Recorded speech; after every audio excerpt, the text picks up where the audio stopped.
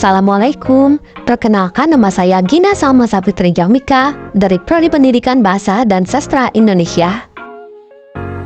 Di sini saya akan membahas mengenai pidato persuasif. Pada pertemuan sebelumnya sudah membahas mengenai teks eksposisi dan kaitannya dengan teks pidato persuasif. Kemudian di sini akan membahas bagaimana cara mempersuasi. Cara mempersuasi ada 3. Yang pertama, menggunakan pendekatan etika. Mari kita gunakan kata kunci. Etika dapat berupa sebuah moral atau sikap. Maka dalam pidato persuasif, kita harus gunakan pendekatan dengan menampilkan sebuah moral. Contohnya saja, apabila kita menjaga alam kita, maka alam akan terlihat indah. Kata indah di sini merupakan sebuah sifat atau sikap yang menunjukkan sebuah pendekatan etika. Yang selanjutnya adalah emosi. Yang kita ketahui tentang emosi biasanya dikenal sebagai marah atau kesal. Namun sebenarnya emosi dapat berupa perasaan senang, sedih, kecewa, dan lain sebagainya. Dalam pidato persuasif, kita perlu menggugah perasaan kepada audiens. Contohnya pada kalimat, bayangkan apabila kita tidak menjaga alam kita, maka kita akan kehilangan tempat tinggal dan juga rumah yang layak. Hal tersebut dapat menunjukkan sebuah emosi yang sedih. Karena siapapun pasti akan merasa sedih apabila kehilangan tempat tinggalnya. Itulah yang dimaksud dengan cara mempersuasi dengan menggunakan emosi. Yang selanjutnya adalah cara mempersuasi dengan logika. Logika harus memuat suatu hal yang masuk akal. Contohnya, apabila kita rajin menanam pohon, maka lingkungan kita akan terasa sejuk dan segar. Yang selanjutnya di sini ada identifikasi pidato persuasif.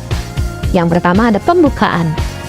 Pembukaan berisi dari merebut perhatian. Merebut perhatian dapat melalui pernyataan yang dramatis atau dengan bantuan visual. Contohnya dengan gambar. Yang kemudian hubungan dengan audiens.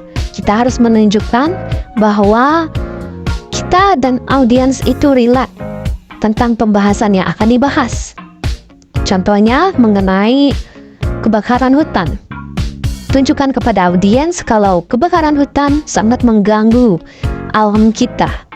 Kemudian, berikan kelayakan. Tunjukkan bahwa kamu layak berbicara tentang hal yang akan kamu bahas sebab pengalaman personal atau profesional yang kamu lakukan.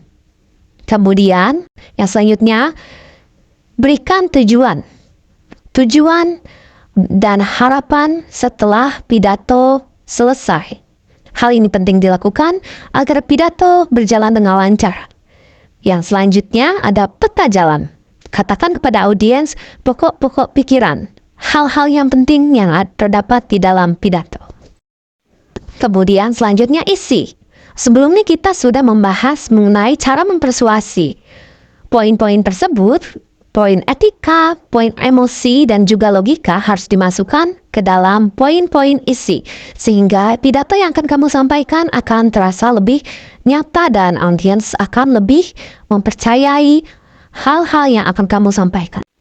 Yang selanjutnya adalah penutup. Penutup haruslah dengan cara yang mengesankan dan menarik. Bisa menggunakan pantun atau kata-kata mutiara dari tokoh terkenal. Contohnya, Abraham Lincoln pernah berkata, cara terbaik untuk menerawang masa depan Anda adalah mewujudkannya. Tahu bisa juga dengan pergi ke pasar membeli pepaya. Tak lupa mampir ke Marga Asih. Inilah pidato dari saya. Sekian dan terima kasih.